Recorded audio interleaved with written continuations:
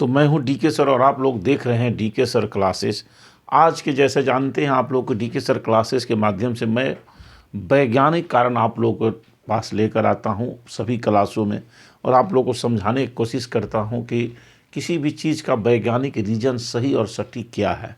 लेकिन दर्शकों, आज के क्लास में मैं आप लोगों के सामने एक हम ऐसे क्लास को लेकर आए हैं जो हम सभी के जीवन से संबंधित है और जिस पर पूरी बुनियाद, हम ही नहीं, भारत ही नहीं, पूरे विश्व की बुनियाद टिकी हुई है।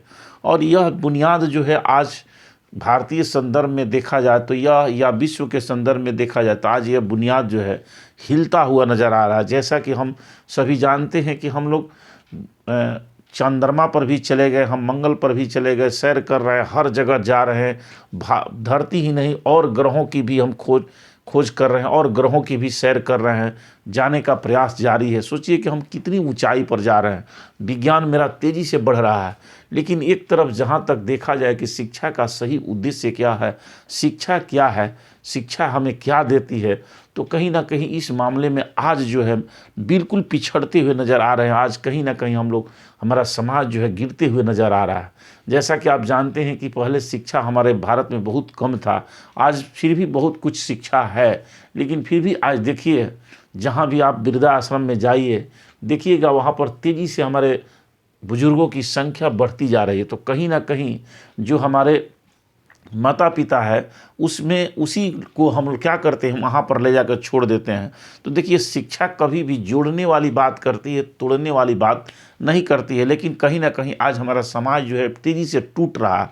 तो यह शिक्षा क्या है और सही शिक्षा क्या है, तो आज के क्लास में हम इसी पर डिस्कस करने वाले हैं कि जो हम आज़ादी के बाद कहिए या प्राचीन काल से आज तक हम लोग जो उड़ान भरे, जो हमने प्रगति की है, जो हमने रास्ता तय किया है, वो रास्ता क्या है, और शिक्षा का सही उद्देश्य जो हमारे महापुरुषों ने बताया, जो हमारे ऋषि महर्षियों ने बताया, क्या उस शिक्षा के सही उद्देश्य को हम प्राप्त कर रहे हैं। तो आज के बहुत ही महत्वपूर्ण क्लास है, और कम से कम आज के क्लास आप सभी को पूरी क्लास पूरा ध्यानपूर्वक देखना और सुनना चाहिए। क्योंकि आज के क्लास में हम ऐसे, जो कहा जाता है कि दुनिया का सबसे इम्पोर्टेंट, सबसे महत्वपूर्ण चीज़, सबसे क्या कहा जाए मूल्यवान चीज़ जो जिसकी चर्चा होती है, तो वह है शिक्षा। कौन, आज आप सुन रहे होंगे तो आपको भी लगता होगा कि शिक्षा जो है आज ऐसी चीज़ बन गई है कि लोग चाहते हैं कि हम अपना पूरा ज़मीन भी बेच दें और फिर भी बच्चे को पढ़ाएं। पूरा हम सब कुछ अपना न्यौछावर कर देते हैं। बहुत सारे अभिभावकों को मैंने सुना है, देखा है कि बच्चों को पढ़ाने के लिए अपना खेत बेच दिए, अपना घर बेच दिए और इस तरह से अपने बच्चों को पढ़ाए। तो सोचिए कि सबसे बहुत मूल्यवान चीज़ है शिक्षा, और ये शिक्षा हम ग्रहण करके अगर हम गलत में रास्ते पर जा रहे हैं, जैसा कि आप भारत का माहौल देख रहे हैं, रोज़ हजारों हजार बच्चियों के साथ इस तरह से बेविचार हो रहा है, ये भी एक शिक्षा? क्या ये भी शिक्षा, इसी को भी शिक्षा कहेंगे? क्या हम किस शिक्षा की ओर जा रहे हैं, कहाँ जा रहे हैं? बड़े बड़े लोग जो हैं, बहुत बड़े बड़े डिग्रीधारी होकर भी और इस तरह के बहुत सारे कुकर्मों में कृत्य कर रहे हैं, इस तरह से वो कृत्य में पकड़े जा रहे हैं, तो क्या वो भी एक शिक्षा है? तो इन सारे चीज़ों पर आज हम लोग मूल्यांकन करेंगे कि आखिर हमारी शिक्षा किस दिशा में हमें ले जा रही है, या हमें कौन सी शिक्षा चाहिए, क्या चाहिए।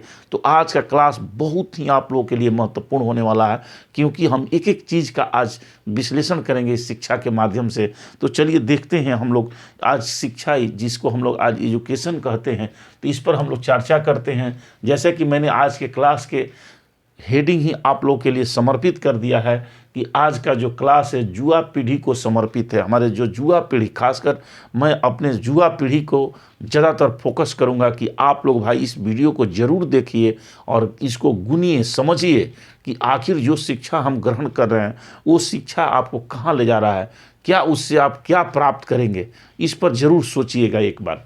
तो देखिए, आप लोग, हम लोग शिक्षा के जिस शिक्षा की बात कर रहे हैं, मैंने कहा कि इसको प्राप्त करने के लिए हर व्यक्ति, चाहे गरीब हो, धनी हो, किसी भी देश का हो, सभी लोग ललायित हैं। यानी हर चीज़ कर कोई भी, जैसे ठेला चलाने वाले हैं, रिक्शा चलाने वाले, मछली बेचने वाले, सब्जी बेचने वाले, जो भी काम हम लोग करते हैं, सभी चाहते हैं कि भाई हम तो जो भी काम कर रहे हैं लेकिन हमारे बच्चे पढ़ें, और पढ़ाने का प्रयत्न बहुत करते हैं, उनके तरफ से हर चीज़ होता है। लेकिन हमारी युवा पीढ़ी कितनी ना पढ़ाई में ध्यान दे रही है, कहाँ है, आज इसी पर हम लोग विश्लेषण करेंगे। तो देखिए, जो शिक्षा है, आप लोग जानते हैं शिक्षा, इसको हम लोग अंग्रेजी में एजुकेशन कहते हैं, एजुकेशन इसको अंग्रेजी में कहते हैं। तो आज हम विश्लेषण कर रहे हैं। देखिए, शिक्षा जो है, शिक्षा कैसे बनी है। तो शिक्षा दो तरह से, एक प्राचीन कहा जाए कि भारतीय संदर्भ में देखा जाए, और एक हम लोग को पूरा विश्व स्तरीय संदर्भ में देखा जाए। तो देखिए, भारतीय संदर्भ में हम लोग देखते हैं तो शिक्षा संस्कृत भाषा के शिक्ष धातु से, संस्कृत भाषा के शिक्ष धातु है, और इसी शिक्ष धातु से ये संस्कृत की उत्पत्ति हुई है, संस्कृति शिक्षा की उत्पत्ति हुई है। शिक्षा धातु जो शिक्ष शब्द है कहिए, उसकी उत्पत्ति हुई है। तो देखिए, शिक्ष धातु में अप्रत्यय जोड़ने से, बनने से यानी जुड़ने से उसमें लगा है, शिक्षा बना है। इसका अर्थ अब हम लोग विश्लेषण करेंगे कि इसका अर्थ क्या होता है। तो देखिए, शिक्षा का अर्थ होता है सीखना और सिखाना, यानी अगहाँ पर सीखने और सिखाने की क्रिया होती है तो समझ लीजिए कि वहाँ पर शिक्षा हम लोग दे रहे हैं या ले रहे हैं। तो ये दोनों काम होता है। शिक्षा में हम लोग सिखाते भी हैं और सीखते भी हैं। इसीलिए मैं बार बार आप लोग से कहता हूँ कि जो मैं क्लास ले रहा हूँ, जो आपको पढ़ा रहा हूँ, अगर आप लोगों को कहीं त्रुटि मिले, अगर कहीं पर आपको कुछ लगे कि नहीं भाई यहाँ पर तो इस तरह की बात है, बताने लायक है, तो आप कमेंट करके ज़रूर बताइए। इसलिए कि हम आपसे सीखते भी हैं, हम आपको बता रहे हैं, सिखा भी रहे हैं आप लोगों को, तो आप लोगों से बहुत सारा सीखते भी हैं। जो लोग कमेंट के माध्यम से, जो लोग किसी भी माध्यम से हमको बताने की कोशिश करते हैं, तो हम सीखने के भी काम करते हैं। क्योंकि देखिए, जीवन भर जब तक आदमी जन्म से लेकर के जीवन भर मृत्यु तक, जब तक उसकी मृत्यु नहीं हो जाती है, तब तक हम लोग सीखते रहते हैं। इतना ये विशाल संसार है, इतना चीज़ें हैं कि कोई 7 जन्म भी लेकर आए इस धरती पर तो भी सारी चीज़ें नहीं सीख सकता है, इतनी विशाल है। तो अब इसमें कहा नहीं जा सकता, कहा जाता है कि न्यूटन भी अपने दिमाग का 0.2% ही प्रयोग किए थे। तो सोचिए कैसे ऐसे साइंटिस्ट आए और अपने दिमाग का मात्र 0.2% ही प्रयोग किए। तो सोचिए कितनी ना विशाल ये संसार है, कितनी ज्ञान का भंडार है। तो इस तरह से हम लोग सीखने और सिखाने का काम करते हैं, शिक्षा के माध्यम से सीखना और सिखाना। जैसा कि आप जानते हैं कि गुरु जो है, पहले प्राचीन काल में शिक्षक को गुरु कहा जाता था। अब देखिए, उसी से बना है कि शिक्ष धातु जो है, शिक्ष धातु है, इसमें अ प्रत्यय लगने से बन गया शिक्षा, यानी शिक्षा का मतलब होता है सीखना और सिखाना। तो जो सीखने और सिखाने का काम करते हैं उनको हम शिक्षक कहते हैं। ध्यान से सुनिए, आज बहुत चीज़ों का विश्लेषण करने वाला हूँ। तो जो व्यक्ति सीखने और सिखाने का काम करते हैं, खुद सीखते भी हैं और सिखाते भी हैं। क्लास में जब हम लोग पढ़ाने जाते हैं, लगभग हमको 35 वर्ष पढ़ाते हो गया, तो इस जो हम लोग क्लास में जाते हैं तो कभी कभी ऐसा भी होता है कि छोटा बच्चा भी ऐसा सवाल कर देता है ना कि उससे हम लोग बहुत कुछ सीखते हैं। तो इसलिए सीखने और सिखाने का जो काम करते हैं वो शिक्षक हैं, और हम लोग सीखने और सिखाने का काम करते हैं। तो उसमें देखिए, प्राचीन काल में इसी शब्द का एक शब्द आता था गुरु, यानी पहले प्राचीन काल में सीखने और सिखाने वाले व्यक्ति को शिक्षक न कहकर हम लोग गुरु कहते थे। तो देखिए, गुरु जो आप लोग शब्द देख रहे हैं, इससे भी, शिक्षक से भी बहुत गंभीर चीज़ है। तो अब देखिए, गुरु जो शब्द है ना, ये 2 शब्दों से मिलकर बना है। जैसा कि आप जानते हैं कि गु और रु 2 शब्द है इसमें। अब गु का अर्थ जब हम लोग देखते हैं तो गु का अर्थ देखिएगा अंधकार होता है, अंधकार होता है। गु का अर्थ अंधकार होता है, रू का अर्थ प्रकाश होता है। यानी गुरु वह है जो अपने शिष्यों को, जो इस समाज को, जो सभी व्यक्तियों को अंधकार से प्रकाश की ओर ले जाता है। तो इसी तरह से जानते हैं कि समय समय पर जब इस धरती पर चारों तरफ कुछ ना कुछ ज्ञान का अभाव हो जाता है, अंधकारमय हो जाता है, लोगों के जीवन में अंधकार आ जाता है, लोग नहीं समझते हैं कहाँ जाएं। जैसा कि आप देखते हैं चारों तरफ स्वार्थ बस में, अपनी महत्वाकांक्षा के लिए स्वार्थ बस में आदमी हो करके जब मानव को नहीं चिंता है, किसी को कोई भी चीज़ करने पर उतारू रहता है, तो उस समय कोई ऐसे व्यक्ति की ज़रूरत पड़ती है, ऐसे महापुरुष की ज़रूरत पड़ती है, ऐसे शिक्षक की ज़रूरत पड़ती है जो आपको उस अंधकार से प्रकाश की ओर ले जाए। तो ऐसे व्यक्ति को हम लोग गुरु कहते हैं। इसलिए अपने गुरु जो है अपने शिष्यों को हमेशा चाहता है कि उसके अंदर के अंधकार को निकाल कर उसके प्रकाश की ओर हमेशा ले जाएं, और यही अनवरत करते रहता है जब तक वो जीता है। तो इसलिए गुरु कहा जाता है कि गुरु समाज का दर्पण होता है। गुरु जो है इस समाज को देख करके भाप लेता है कि हम किस दिशा में जा रहे हैं। आज इसी पर, इस प्रश्न को मेरा आज का जो ये क्लास लेना पड़ा, इसी पर ही लेना पड़ा। मैंने सोचा, मैं कई दिनों से सोच रहा था इस बारे में कि देखिए आज के डेट में हम लोग बढ़िया खा रहे हैं, बढ़िया पहन रहे हैं, बढ़िया शिक्षा ले रहे हैं, हर चीज़ सब चीज़ हो रहा है, हर चीज़ हमारे पास विज्ञान टेक्नोलॉजी भी आ गया, हर हाथ में मोबाइल है, हर चीज़ समझ रहे हैं। फिर भी देखिए समाज हमारा इतना तेज़ी से नीचे गिर रहा है, इतने पतन की ओर जा रहे हैं। जैसे मैंने एक उदाहरण आप लोगों को बता दिया कि हमारे समाज के जो हमारे माता पिता हैं, जो हमारे बुजुर्ग हैं, वो कहीं ना कहीं देख रहे हैं उनको वृद्धाश्रम में ले जाकर छोड़ दिया जा रहा है कि जाओ भाई रहो। तो इसका मतलब कि हम अपने जो बेस है उस बेस को काट रहे हैं। तो सोचिए कि हम कौन सी शिक्षा ग्रहण कर रहे हैं। शिक्षा तो कहता है कि सबको जुड़ना, और यहाँ तुड़ रहा है, इसका मतलब कि वो सही शिक्षा नहीं है। इसीलिए आज के क्लास हमको ये लेना पड़ा। और देखिए रहे आप लोग, पूरे बिहार से लेकर उत्तर प्रदेश, हर जगह देखिए नारियों की वो दशा है। कहा जाता है कि संस्कृत में कहा जाता है कि पूजयन्ते, जहाँ पर नारियों की एक संस्कृत का वाक्य है कि जहाँ नारियों की पूजा होती है वहाँ ही देवता वास करते हैं, ऐसा लोग कहते हैं। तो आप सोचिए कि आज भारत की स्थिति ऐसी हो गई है कि आप सोच नहीं सकते हैं। देखिए चारों तरफ क्या मचा हुआ है, कोहराम मचा हुआ है। तो बताइए कि कौन सी शिक्षा है। तो इसीलिए मैंने कहा कि गुरु का काम जो होता है हमेशा अंधकार से प्रकाश की ओर ले जाना है। तो मेरा भी उसमें कुछ ना कुछ दायित्व है कि हमको भी एक दायित्व है कि भाई हम भी गुरु हैं, तो कम से कम अपने समाज को इस अंधकार से निकाल करके उसको प्रकाश की ओर ले जाना है। जो आदमी के जीवन में अंधकार आ गया है, कैसे अंधकार आ रहा है, तो शिक्षा को सही अर्थ नहीं समझ पा रहे हैं, शिक्षा को सही समझ नहीं पा रहे हैं, जिसके चलते ऐसा होता है। तो देखिए ये हमने आपको हिंदी के कहा जा सकता है, या भारतीय संदर्भ में कहा जा सकता है, संस्कृत के अनुसार कहा जा सकता है। तो मैंने शिक्षा का अर्थ समझाया। अब देखिए दूसरा जो अर्थ है, अंग्रेजी के शब्द है एजुकेशन।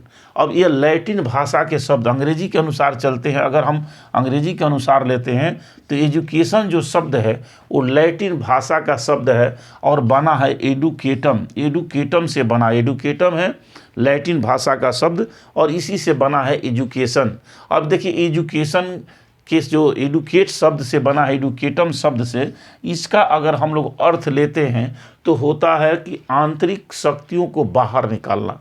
यानी आपके अंदर जो शक्ति है, आपके अंदर जो ज्ञान रूपी शक्ति है, उसको बाहर निकालना है। तो देखिए जब हम लोग बच्चों को क्या करते हैं, बच्चा से जब हम लोग लिखवाते हैं, कोई चित्र देखते हैं, उसके हाथ के स्टाइल देखते हैं, उसके बोलने की स्टाइल देखते हैं, तो हम लोग उसके अंदर ऑटोमेटिक हर चीज़ है, ज्ञान है, उस ज्ञान को हम लोग बाहर निकालने की कोशिश करते हैं। अब देखिए कोई बच्चा है बहुत अच्छा चित्रकला बनाता है, तो क्या उसके अंदर वो कला है, हम लोग उसको उजागर करने का काम करते हैं। जैसे आप जानते हैं कि लकड़ी ऑलरेडी है, उसको तराश करके जब किसी व्यक्ति ने उसकी मूर्ति बना देता है, या कोई व्यक्ति कोई वस्तु बना देता है, जैसे पत्थर है उससे कोई मूर्ति बन जाती है। जैसे कि आप हीरा देखते हैं ज़मीन के अंदर पड़ा रहता है, लेकिन उसको तराश करके जब हम लोग गहना बना देते हैं तो कितना चमकने लगता है। यही काम गुरु का होता है, जो ऑलरेडी है और उसको हम लोग क्या करते हैं, एक नया धार देते हैं, उसमें एक नई चमक देते हैं। यही गुरु का काम है। तो हमारी आंतरिक शक्तियों को बाहर निकालना ही, हमारी आंतरिक शक्तियों को बाहर निकालना ही जो है शिक्षा है।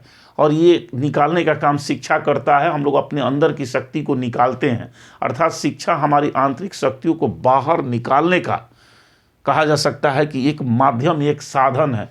और शिक्षा सिर्फ समझिए किताबी ज्ञान नहीं। आज के जो शिक्षा बन गया है तो हम लोग सिर्फ शिक्षा का अर्थ किताबी ज्ञान तक सीमित नहीं है। लेकिन भाई आज समझ लीजिए कि शिक्षा का अर्थ सिर्फ किताबी ज्ञान नहीं। बहुत लोग तो मोटी मोटी किताबें पढ़ लिए हैं।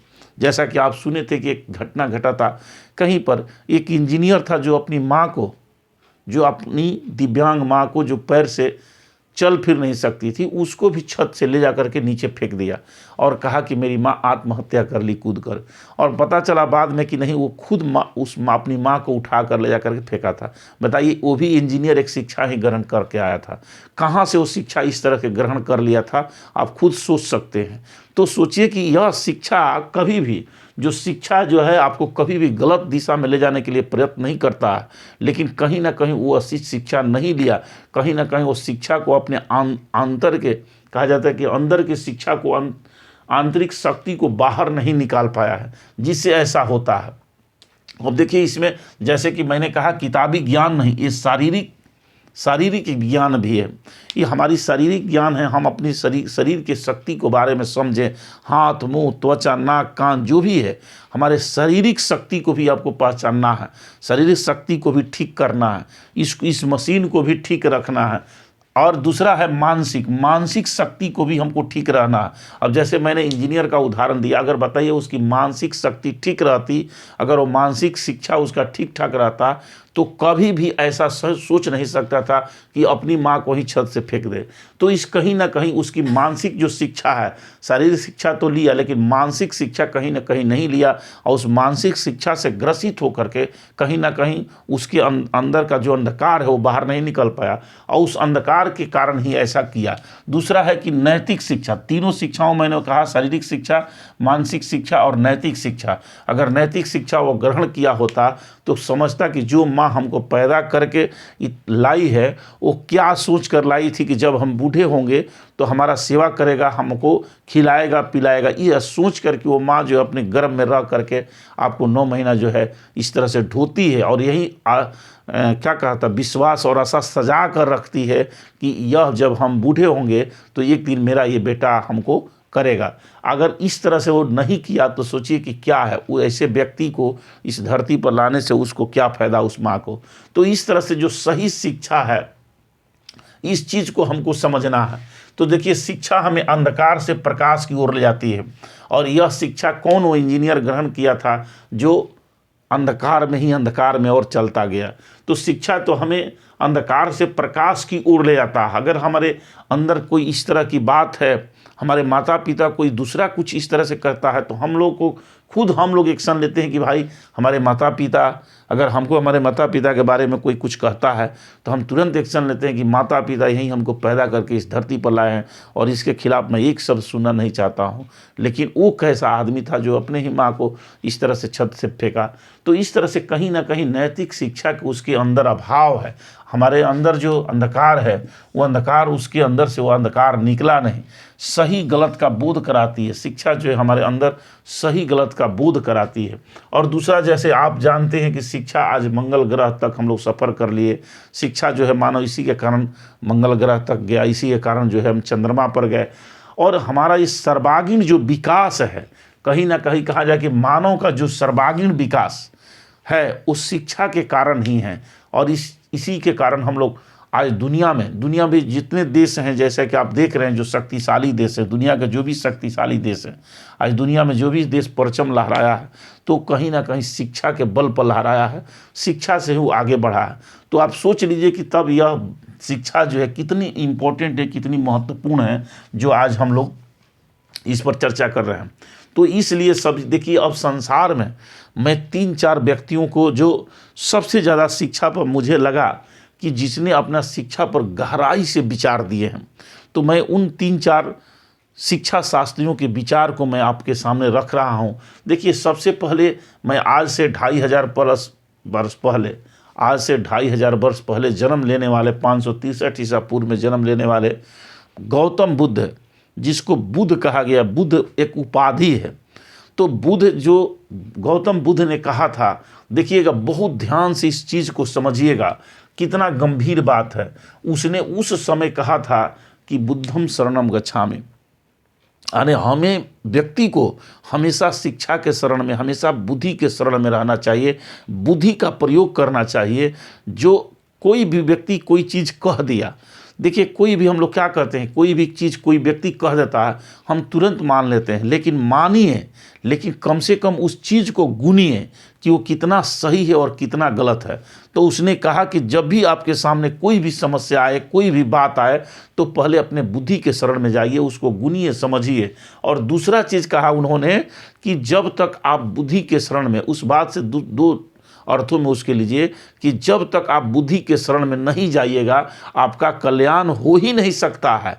आपको डीएम बनना है, आपको कलेक्टर बनना है, आपको जज बनना है, आपको डॉक्टर बनना है, आपको प्रोफेसर बनना है, आपको कुछ भी बनना है, आपको किसान बनना है, आपको गाड़ी चलाने वाले ड्राइवर बनना है, कोई भी हो, सब्जी बेचना है, तो कोई भी जब तक आप बुद्धि के शरण में नहीं जाइएगा आपका काम होने वाला नहीं है। तो इसलिए आप बुद्धि के शरण में जाइए, बुद्धि ग्रहण कीजिए, शिक्षा ग्रहण कीजिए। तो ये पाली के 3 शब्द जो है, 3 वाक्य कहिए, 3 वाक्य जो है बहुत इंपॉर्टेंट है। और दूसरा है धम्मम शरणम गच्छामि, माने उन्होंने इस वाक्य के माध्यम से नैतिकता की बात की है, धम्म की बात की है कि जो आपका नियम है, एक बाप का कर्तव्य क्या है, एक माँ का कर्तव्य क्या है, एक शिक्षक का कर्तव्य क्या है, एक छात्र का कर्तव्य क्या है, एक पत्नी का कर्तव्य क्या है, एक बहन, जो आपका कर्तव्य है उस कर्तव्य से कभी भी आप डिगने की कोशिश मत कीजिए, उस पथ पर चलिए।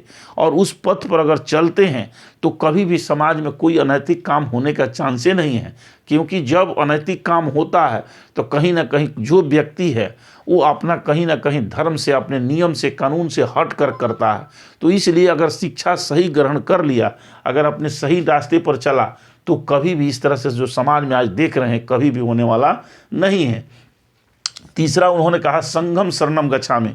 तो जब नैतिकता आपके अंदर ज्ञान आ जाएगा, जब आपके अंदर बुद्धि आ जाएगी, जब आप उस नैतिकता का पालन करेंगे तो निश्चित रूप से आपका जो समाज बनेगा, संघ बनेगा, जिस संघ में आप जाएंगे वो एक बहुत ही सुंदर संघ होगा, एक बहुत ही सुंदर समाज होगा। उसमें कोई किसी का भेदभाव कोई नहीं होगा। जैसे कि आज आप यूजीसी पर देख रहे हैं पूरे भारत में तहलका मचा हुआ है।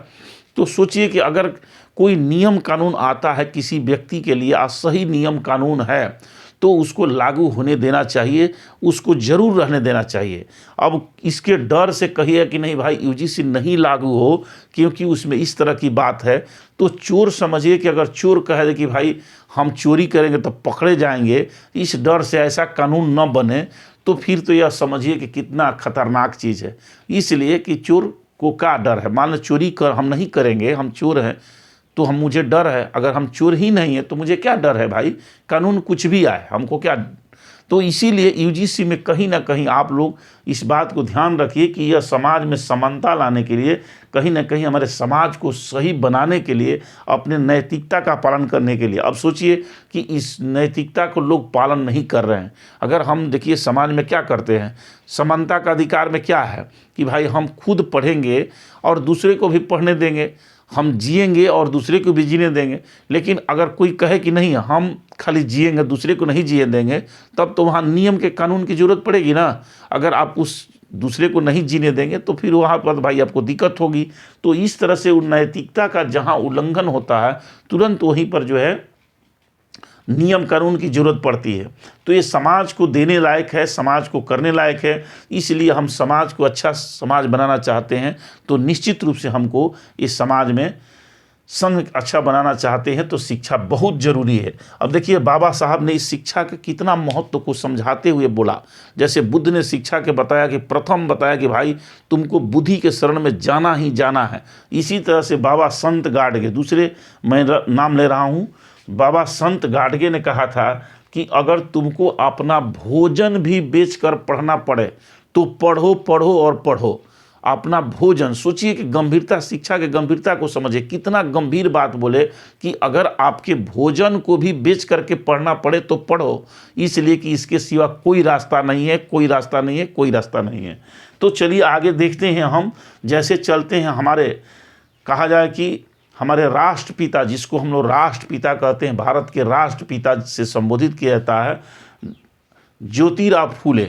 ज्योतिराव फूले साहब ने कहा था कि विद्या बिना मति गई, मति बिना, ध्यान दीजिए कितनी गंभीर बातें हैं ये, कि विद्या बिना मति गई, विद्या के बिना मति चली गई, मति बिना गति चली गई, और गति के बिना क्या हुआ कि गति के बिना नीति चली गई, और नीति के बिना वित्त चला गया, माने रुपया चला गया, और वित्त के अभाव में 90% लोगों का इतना अनर्थ हुआ, इतना अनर्थ हुआ कि आज भारत की स्थिति जो है बद से बदतर क्यों है, इसके पीछे कहीं ना कहीं कारण ये है। अगर भारत कई बार गुलाम भी हुआ, इसके पहले गुलामी के, अंग्रेज़ों के गुलामी के पहले भी भारत अगर कई सौ वर्षों तक गुलाम रहा तो यही शिक्षा है। इतना अनर्थ कराया है। तो सोचिए कि जब विद्या आपके पास नहीं रहेगा तो आपकी मति चली जाएगी, मति नहीं रहेगा तो आपकी गति चली जाएगी, गति नहीं रहेगा तो आपके पास कोई नीति नहीं आप बना सकते हैं, और जो कोई नीति नहीं रहेगी आपके पास तो आपके पास धन भी नहीं आएगा। जानते हैं कि आज देश को चलाने के लिए सही नीति की आवश्यकता है, और सही नीति जब बनेगी तभी आपका विकास होगा, आपके देश का विकास होगा। तो इस तरह से आप देख सकते हैं कि ये जिसका आप अंदाज़ा नहीं लगा सकते हैं कि शिक्षा के इस अभाव के कारण कितना भारत का नुकसान हुआ है। अब देखिए, इस दुनिया में सबसे कहा जा सकता है कि अभी आधुनिक भारत में जब हम चलते हैं तो आधुनिक भारत में चलेंगे तो आधुनिक भारत के राष्ट्रपिता कहिए, आधुनिक भारत के पिता जिसको डॉक्टर भीमराव अंबेडकर कहते हैं, उन्होंने इस शिक्षा के गंभीरता को समझाते हुए क्या कहा था कि शिक्षा शेरनी का दूध है। सोचिए कितना, अब सबसे जो समझाने का उनका उद्देश्य था वो सबसे हाईएस्ट था कि शिक्षा शेरनी का दूध है। मैंने अब सोच लीजिए कि सभी जानवरों का राजा जो होता है शेर होता है, तो कह रहे हैं कि उस शेरनी का दूध है, जिस शेरनी के दूध को पी करके शेर जवान होता है, तो शिक्षा शेरनी का दूध है, जो पिएगा वो शेर की तरह दहाड़ेगा। उन्होंने इस अंदाज में शिक्षा के महत्व को समझाया कि भाई आप इस शिक्षा के बिना कोई रास्ता नहीं है, कोई रास्ता नहीं है, कोई रास्ता नहीं है। आप अगर चाहते हैं कि हम कुछ भी करें, हम अपना विकास करें, कहीं भी जाएं, कोई भी काम करें, बिजनेस करें, कुछ भी करें, तो आपको इसको तो लेना ही पड़ेगा। देखिए, एक चीज़ आप लोग समझ लीजिए कि शिक्षा का सिर्फ ये चीज़ नहीं है। बहुत से पहले से विद्वान, बड़े बड़े विद्वान, जैसे कि आप संत बाबा गाडगे के बारे में सुने थे, ये बहुत पढ़े लिखे डिग्रीधारी लोग नहीं थे, लेकिन इतने रिसर्चर थे, इतने दिमाग से रिसर्च किए। तो शिक्षा का मतलब ये नहीं कि आपको खाली डिग्री ले लेना, नहीं, आप उसके बारे में कितना सोच रहे हैं, कितना, मैंने कहा कि अपने अंदर के प्रकाश को, अंदर के जो शक्ति है उसको कितना बाहर निकाल पा रहे हैं, कितना सोच पा रहे हैं, कितना थिंकिंग कर पा रहे हैं, इस पर डिपेंड करता है। तो इस तरह से शिक्षा जो है, अगर कोई व्यक्ति अगर सही शिक्षा ग्रहण कर लेगा तो निश्चित है कि उसके जीवन में उजाला आ जाएगा, और वह उससे बना समाज जो होगा, ऐसा समाज होगा जो विश्व में सबसे आज अग्रणी होगा। आज देख रहे हैं कि दुनिया में कई देश हैं, जैसे चीन है, जापान है, अमेरिका है, जो बहुत तेज़ी से आगे बढ़ रहा है। तो कहीं ना कहीं उसमें जो सही शिक्षा है, वैज्ञानिक सोच पर आधारित जो शिक्षा है, वो आपको आगे ले जाएगा। तो इसलिए जो शिक्षा आप ग्रहण कीजिए वो कहीं ना कहीं आपकी शिक्षा वैज्ञानिक सोच पर हो। तो इस तरह से मैंने आज के क्लास में, जैसे कि मैंने बताया कि शिक्षा को समझिए। सही शिक्षा क्या है? सही शिक्षा कभी भी आपको अंधकार में जाने की बात नहीं कहता है, अंधकार से हमेशा प्रकाश में निकालने की बात करता है, आपके जीवन में उन्नति और उमंग, उल्लास, खुशी लाने की बात करता है और लाता है। इसलिए हमें कभी भी इस शिक्षा के पथ से हट करके इस नैतिकता और जो हमारे संस्कार बताए गए हैं उससे कभी भी हट करके हमें कोई भी काम नहीं करना चाहिए। और इस शिक्षा को ग्रहण कीजिए, आगे बढ़िए। और आज के विद्यार्थी, जो हमारे युवा पीढ़ी, कुछ इस रास्ते से अगर अपने आप को हट रहे हैं तो आप ये समझ लीजिए कि आप कहीं ना कहीं गर्त में जा रहे हैं, क्योंकि बिना इसका कोई गुजारा नहीं। आप कुछ भी कर लीजिएगा, कहीं भी जाइए, कुछ भी कर लीजिए, लेकिन बिना शिक्षा के आपको कोई गुजारा नहीं है। तो चलिए, बहुत बहुत धन्यवाद। आप लोगों को आज शिक्षा के महत्व के बारे में मैंने कुछ बता दिया। फिर अगले क्लास में आप लोगों को वैज्ञानिक क्लास लेकर के मिलेंगे। तब तक के लिए आप सभी को धन्यवाद। फिर मिलते हैं अगले क्लास में।